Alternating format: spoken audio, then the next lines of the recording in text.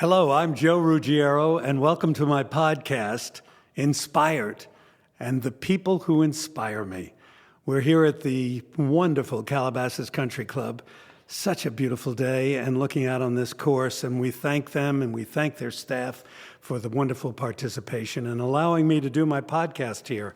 Today, I have a lady that's multi-talented, and she's going to discuss some of the topics that you all have been wanting. That is the fashion world and also designing fabrics. Very, very talented. She's also an artist. I'm going to let her speak for herself. Gives me great pleasure to introduce Lisa Miller. Thank you, Joe, very much. Welcome. Now, let's talk about you living abroad for 30 years. Well, it was a very long time and a very important time in my life. I was born in Pittsburgh. I grew up in California, and I moved to England when I was 19 years old. And I went to the Central St. Martin's, which is a wonderful art school. Then it was called the Central School of Art and Design. It was the St. Martin's School of Art and the Central School of Art, and they merged and became the Central School of Art and Design and Central St. Martin's, which it is today. It was a very interesting time in my life. I had had enough of being in America. I was a very defiant teenager. I grew up on the beach in Santa Monica. It was a very lovely house. I went to Westlake when it was a girls' school. Now, you had conflict with your dad because he said no design, right? That's right. I always wanted to go to art school, and my father wanted me to go to university, so I did succumb, and I did go to Berkeley for about 4 or 5 quarters, and then I decided no, it wasn't for me. I really wanted to go to art school, and I dropped out of Berkeley, and I was doing art history, and he got very upset and said, "That's it. I can't support this. You're on your own." And you made it. I made it. And you were inspired. Yes. When you went to school in England. That's correct. I made it in that I dropped out in Berkeley in June, and I worked all summer as a nanny for a patient of my father's, his son, who was 4 years old. I saved enough money, and in those days you could do things like this. And I went to see, I left in the fall and early sort of September, and I ended up at my grandmother's house. She lived half the year in Portugal and half the year in New York.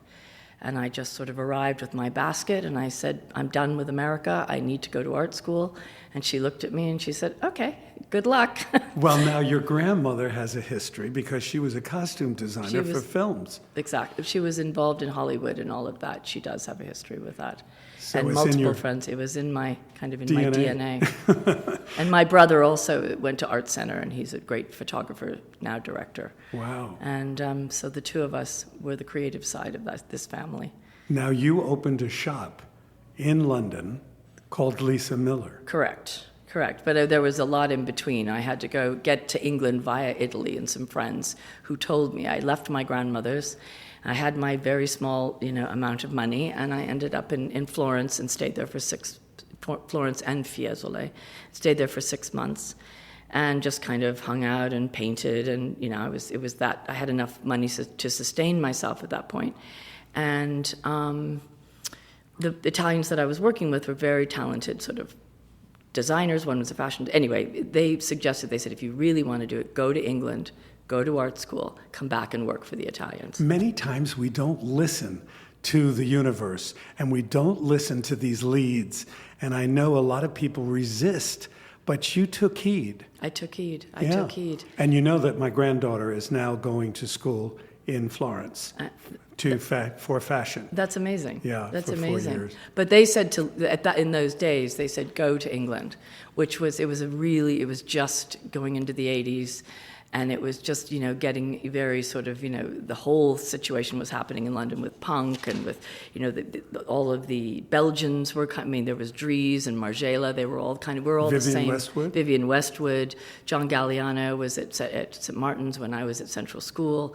So it was that time in London. And Vivienne Westwood, all of that was going on. Lisa, you have a funny story, and it's so reminds me of the 80s in New York, which I call the golden era, although the 50s weren't so bad either. But you were shopping in B. Altman. Tell the story. The story was very funny. I was shopping at Altman's. I had just arrived. I just finished my degree in London, and I was taking some time off to go home to California. And I stopped in New York to see my grandmother. And I was dressed at that time in my career, it was all fashion. I was doing fashion textiles, woven and printed, and knitwear. And I'm now doing interiors, but that's for another story. But anyway, I went to Altman's, and there was a guy in the makeup counter, and he saw me. But you were dressed. I was dressed very fashionably in my degree show. Exactly, this wild punked hair, and the clothes, the knitwear, the whole thing, and prints everywhere. And anyway, very dramatic. And he said, "What do you do?" And I told him, and I said, "I just graduated from art school in England." And he said, "Wait a minute," and off he went. And in those days, there were no cell phones or anything, so he made a phone call, came back, and he said, "You're coming with me. We're getting in a cab and going." Total stranger.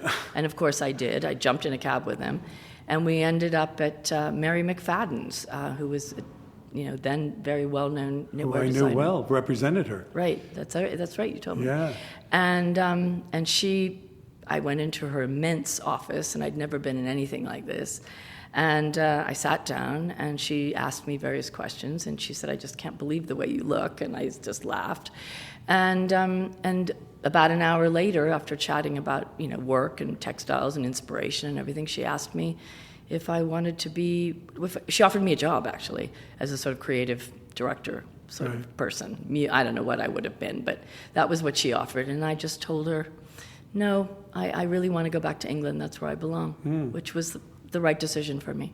Well, that spontaneity of the 80s, which is so wonderful. You would never do that. You wouldn't hop in a cab with a stranger. No. And a clerk would never take a leave of absence from his work and take you to this introduction. Yeah, it was crazy. It's wonderful. We were able to do that then. Yeah. And it was just, I can't believe I arrived in London at 19 years old at the immigration and said, I want to go to school here. And the guy just looked at me, he gave me a stamp, 2 months, and said, "Good luck, you have to get a student visa."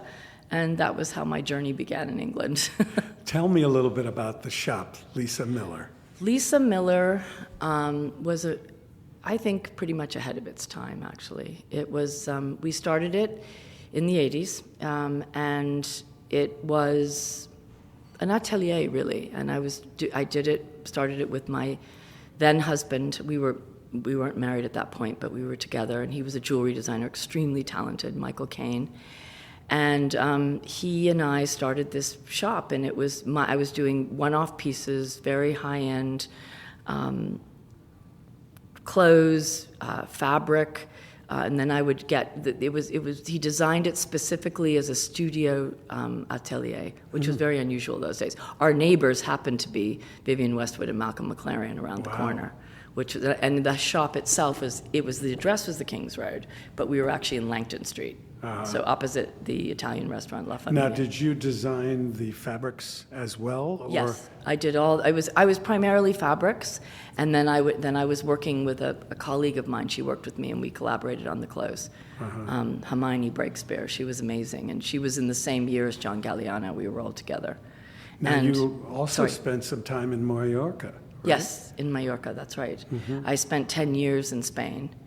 After the shop, we sold the shop at the end of late 89, and bought a house in Mallorca because Michael, my then husband, had gone to school with Thomas Graves. They went to Bedales, and so he every summer would spend time in Mallorca, in Daya, where the Graves lived, where Robert Graves lived. Robert Graves that's right. was the poet. That's right. And a friend of mine was his protege. Oh, really? Gary Evans. Oh, my God, that's amazing. And as a matter of fact, I had mentioned this to you before, I had lost his address, and there I was in downtown Mallorca on Bellevue or whatever that main thoroughfare was. Yeah, right. And I was like, how the heck am I going to find this guy? Bam, we met it. He was there doing some shopping, and so I said, "I've been looking for you." It's so That's chance amazing. meeting. Yeah, I know. That is so. Well, anyway, so we bought a house in a neighboring village, And I was there for 10 years, based there. And we were working Michael was actually working for an Italian company, then Replay and Diesel, and he was doing Diesel, the wonderful both of them. watches and... But clothes too, wonderful clothes. And he was doing all their, designing all their shops all Wow. over the world. He was the lead designer. But the marriage ended, and But you have two children. I have two children, wonderful children, 31 and 32, Liam and Alba. That were born in... In Palma, in Mallorca. Yeah. That's right. Oh, that's incredible. Yeah. So what brought you back to the States?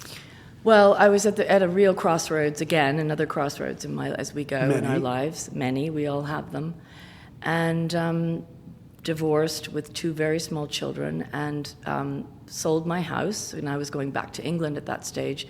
And my brother called me and said, "We really, really need you to come back to California." And because our mother, I knew because she would come and stay with me for 2 months in the summer, was not doing well and ended up, with Alzheimer's. So it was the beginning stages. And he said, "I really need your help," and there was no question. So I packed. Instead of shipping things to England, we shipped everything back to California. And I literally had to start from scratch with these two small children, and had never. I felt like really almost like a complete stranger. I had left when I was so young. Obviously I went home in between to visit and things, but it's very different. It was a long, long period. But abroad. you had tremendous fortitude and gumption. Some was people determined. might call it chutzpah. But how did you generate that energy? Generated that energy when you sit at your kitchen table with two small children in an apartment in Santa Monica where I grew up, and looked at them and thought, how am I going to do this now? I'm fully responsible for you, and the rest is history. We did it. I knew a few people in the fashion world who helped me get a studio at the Santa Monica airport. And a woman called Jan Brio, who owned Weathervane, which was one of the most groundbreaking shops in its day. A lot of shops that people have worked for her have great shops like Noodle Stories, Carole Kim, and multiple shops that have been influenced by Jan. She was a real mentor for me. And when I did my collection in England, she had bought some of my clothes and had it in the shop. So we were friends, and she really helped me. So I would work at nights in her store doing the windows with this very talented graphic designer, and I do nights there. I taught at FITM, and I started a textile course that had sort of started, but I really built that. Wow. And then I was doing a lot of one-off pieces, large canvases, large paintings for Imagine Entertainment, through an English interior designer that started me off. And I had the studio, so I was running about 3 jobs, and that's what I was doing. Well, now that window dresser that helped you wasn't Joel Schumacher by any chance? No. A wonderful woman called Beth Elliott. I knew him well. Yeah, no. Great guy. And we were working with Ray at Obsolete and all of that. It was really an interesting time. But the key person who I owe my career in California to, which started in 2002, is an incredible architect called Tim Barber. And he's going to be my guest. So I hear. And he's a mutual friend through a very dear friend of mine, and we had dinner at that time, and I said, what am I going to do? What am I doing? I've got to go to what I know. And he said, well, I have a great friend, and he's an interior designer, and he's thinking of doing textiles, and you have so much in common with England and Spain, and this person actually has West Highland Terriers, and it happened to be Peter Dunham. And we started together in 2002. Wow. And then since then, I've been designing collections with, Rose Tarlow, Michael Smith, Carrie Joyce, and, just multiple designers, interior designers, and creating, unique and beautiful collections. Before we're going to get into your fashion and your textile designs, but these angels that help us, and I call them angels. I happen to think my producer is one of them, and his grandparents. But these people present themselves, and a lot of people don't heed their advice.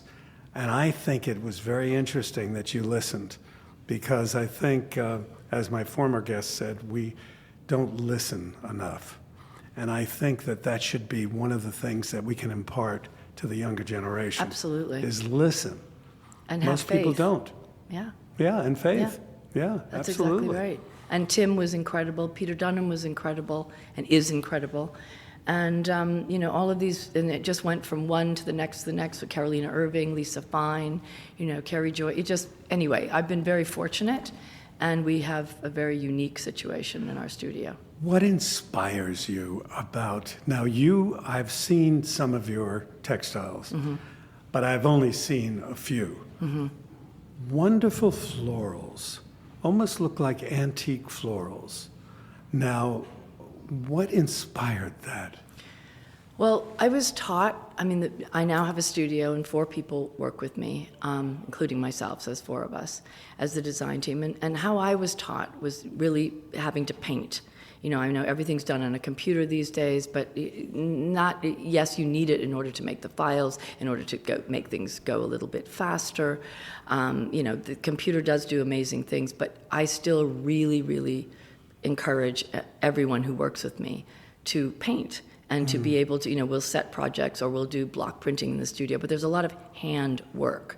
So this can come from, working in nature, an exhibition, something I saw, wearing, someone in a print that I saw in the street, and I'll say, oh, that looks great, that'd be great in a sort of, interior, because the setting has gone from fashion to interiors, but I think they cross-fertilize. Absolutely. So because of the way that we work, it allows us the ability to have the time to create something by hand, and work directly with very, very incredible mills, printers and weavers, and everyone on the team is a very integral part, and we work as a team. It's not just about me or the client, and the clients know this, and they come to this, and it's a very long-term, special relationship. You get on a journey with us, and that's how we work, and we love working that way. I think it's Does that make sense? Yes, it does. It does. Big deal. But most people cannot garner that team. They, I've always believed no man is an island, and I believe that firmly. Yeah, me too. And I have had many teams in my career, and I think it's important to know how to manage them, know when to hold it, when not to fold it, and all that kind of stuff. And I think it's important, and it's a gift, to be able to encourage young minds or creative minds to breathe and create. What's your secret? No, that's absolutely that. That's it. My grandmother, who was probably my greatest influence, once told me, she said, the most important thing is to have friends and colleagues of all ages. And that keeps you young, that keeps you in touch, that keeps you aware. And I have done a lot of teaching in my career, so I really try and encourage and mentor and go to people's strengths. And everybody can do something really well. And I think that's what I've learned, including myself. And it's not been perfect, and yes, there's been problems and messy and all of the above. Yeah. But it's all a process. And I've been very fortunate with the people that have worked with me, and I give them credit always. It's the team, and it's not just about me. And or the designer. The designer. Well, you have to keep your sights. That's right. Focused. Exactly. And you have to, damn the torpedoes, full steam ahead. That's exactly basically is what it is. But along the way, don't, hurt anybody, and don't, cancel them. Right. But they have to know that we have a vision, we have a goal, and we're all working on it together. That's exactly right. Yeah. And the clients feel very comfortable, and they, pre-COVID, they would come to the studio. I have a studio in Los Angeles, in Santa Monica, and I also now have a studio in Brooklyn. So the main production is now in Brooklyn, and I'm alone in Los Angeles right now. Do you So I go travel? back and forth, every absolutely. 6 weeks, 2 months. Well, you mentioned Pierre Frey, who happened to be a dear friend and a great man, still alive. His sons have taken over. But he was telling me about the documents from Braconnet and how he Incredible. saved those. Yeah. And I guess they have a show house now where they can absolutely show these particular products. But I have been fascinated by documents. And I can remember designing for one company, and I said, well, take me into the archives. I want to see what's in the vaults. And I found it fascinating because we went back to turn of the century. And just to see the way colors have changed, patterns have changed.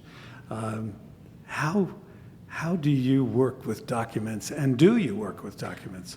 We do work a lot with documents, but I mean, I prefer to do both. I prefer to, I mean, I try not to, really don't want to copy them. I try and put our stamp on it or change it, inspired by them. And, the problem is the textile business, you got to be very careful. You're crossing over, like if you're using documents from the Victoria and Albert Museum, you have to change them. Right. Or you have to deal with their licensing situation. I mean, to me, documents are an inspiration, and you look at those documents like Spitalfields, Victoria and Albert, turn of the century, Ballet Russe. I mean, Diaghilev, Sonia Dell, all of those things. Everyone's been influenced by them. Right. And I think what you have to go in is take the best of it. How can you interpret that? What can you do to make it different?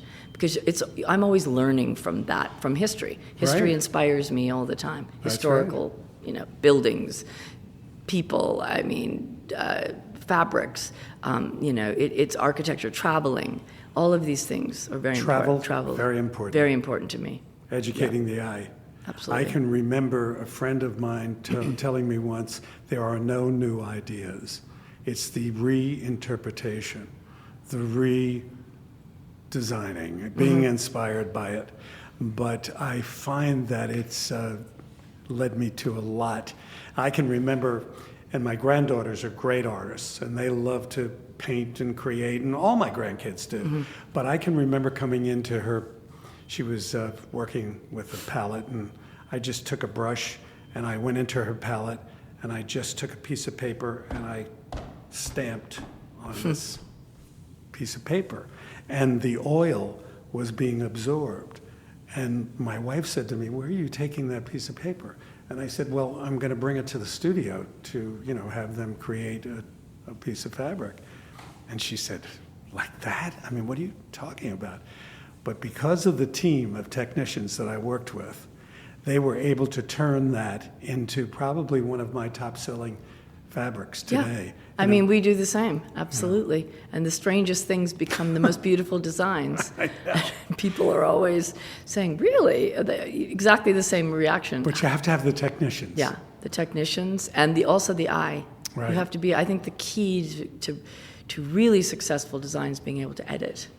And editing is really a very... Well, yes. Yeah. I can remember going through boxes and boxes of strike-offs and being able to narrow them down, editing. Right. Which ones I think would be appropriate, or au courant, or whatever. Right. And because the machinery will spit out all kinds of combos and threads and whatever, but I think that it's up to the designer to make the edit. It's key. And also the designer... I can only speak for myself because I had such a good training in England and Italy, because I worked there for a long time too, is to understand the equipment you're using to produce the fabrics, especially when you're printing the different techniques. I mean, I work with really good printers who don't just do, now digital printing is so good, and it's very different than it was initially. But we still do screen, we still do rotary, we still do block print, we still do warp print when we're printing designs on warps and weaving. I try and use a group of printers that have this expertise and to keep the to keep it going, because these skilled technicians in Europe, with COVID and what's happened, spinners and dyers are going out of business. What is your best source? Does that come from Italy? In terms Italy of printers? and England. Yeah. And then I've learned of some good printers in France. I've not used them directly, but I'm about to. But I tend to stay there because that's what I know, and I know the quality is excellent. Italy's incredible, of course, right. But they've been, everybody's been so, how can I say, affected deeply by COVID. I can only say that, and we I lost think the whole industry. the whole industry, Yeah. and we lost one of the best printers who I was, worked as the U.S. creative director, and that was Mitt Lodi in Zurich, just outside Zurich, and they were incredible mill, and unfortunately they went under in the middle of COVID. But techniques and technicians that you can, who, if one of the printing machinery on the rotary broke, these guys knew exactly, they didn't have to call someone in, they knew exactly how to fix it. And we can't lose this. And this has been my whole, shtick, is to really, really keep those craftsmen, the craftsmanship and the integrity of the design. That's wonderful. And I'm fortunate enough to be able to work like that with my clients. They get it No, and that's wonderful. want that. Now, do you get involved in domestics as well, bedding and? I just get, I have done, but I basically just design collections, collaborating, or my own work, but collaborating with the interior designers, sometimes different print mills, but interior designers primarily, and create with them. And so they end up in different, it's just actually the fabric. So not knowing where it's going to be used. Because in the Necessarily. 80s, it was very big doing these collections, and that's where I met many. You were doing that. This is what you were doing, right? With Mary McFadden Right. and Bill Blass and Hubert de Givenchy. That was a big thing, these designer collections of bedding.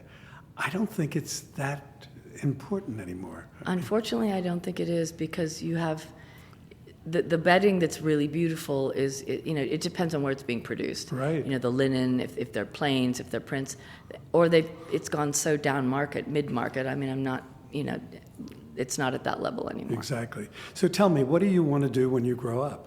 What do I want to do when I grow up? Continue what I'm doing right now.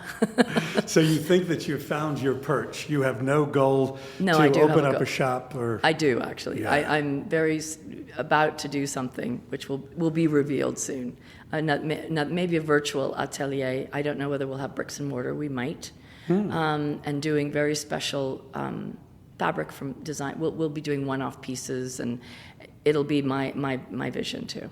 So much... Not just designing for other people. Well, so much is being done on virtual or online. That's right. And I was speaking to a friend of mine who's in the trade business, and said he had mentioned that it is totally changing. It is totally evolving, the way in which we do business and as designers. And I think that is some cases exciting, some cases scary. I think bricks and mortar matter. I do. Yeah. So I have this lovely spot in Brooklyn now. It's purely a studio, but may do. I don't think I would do bricks and mortar in New York. Probably London. So now, will you be staying here in the States, or will you be going back abroad? You want the truth? Can Depends you on. tell us? Here, this is a scoop, guys. Not really. It all depends on the selection, but it's looking very good. So Okay. we'll see what happens. Wow. I mean, I love California. Will always be in my heart and soul. Well, you were And born in Pittsburgh, My father was Pennsylvania. in medical school there. Yeah. So how did you make that transition to California? I was only 3, so I was taken. You don't remember. Don't remember. Same city as Andy Warhol, so there you go. See, I've been here for 34 years, and we, both myself and my wife, have our roots back east. I was born in New York, Brooklyn. My wife was born in New York, raised in Connecticut. And when we came out here, she was like, yeah, absolutely, let's do it. And I was saying to her the other day that it is so important for a man, I don't want to be sexist, to realize his dreams, to have the support of a wife who's like, go ahead, do it. Yeah. And I'll never forget the cartoon in The New Yorker, because there was this man sort of looking out melancholy on a snowy, through million windows, probably in Connecticut, and his wife coming up to him and putting her arm around him and saying, don't worry, dear, you'll happen. And I think that's important. I think that's we what- have to feel that we happen. And that I've encouraged my children to do too, Yeah. is happen. Yeah, me too, with both of my kids. And I'm fortunate one's in New York and one has just moved to Stockholm. So we still have our foothold in Europe always. Yeah. And, we have British passports and et cetera, but that's not the point. The point is, at the moment, we're here.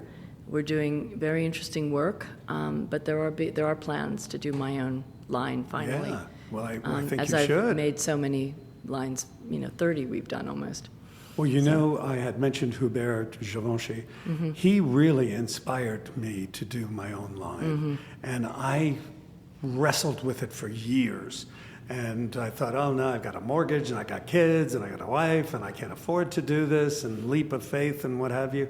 But I thought to myself, he was such a gentleman that inspired people. So unlike what his image is. Here's this big fashion icon. I loved him so much. Just a great guy. Yeah. And he loved the U.S. Yeah. And he really inspired me to do my own thing, Right. shall we say. Well, my son said to me the other day, Mom, it's time. We need your legacy. That's right. And that was it. That's it. So I said, no, you're right. I've been wrestling with it for years because I've had to, be Gotta at the do helm it. for a long time. Yeah. So now it's about me and I the wonderful did- people that work with me. I did have two benefactors, and it was the Kohler Company who really helped me launch my business. And, Sunbrella also, which supported the launch Right, and right, what right, have right. you. And you need that anchor Yeah. to fall back on. And we have our guardian angels, for yes, sure. that's right. That's right. Lisa, you're a delight. I just wish you so much luck and success. I think you're going to do it. I think it's going to be successful. I could talk to you for hours. I thank you for taking this time. Well, Joe, thank you for asking me, and go back to Tim Barber, who is going to be speaking in a minute, and thank him for pointing the direction of Peter Dunham, and the rest is what we've done. He's one of your angels. One of my angels, both of them. So anyway, thank you so much for having Thank me. you. It's been a Thank you. pleasure.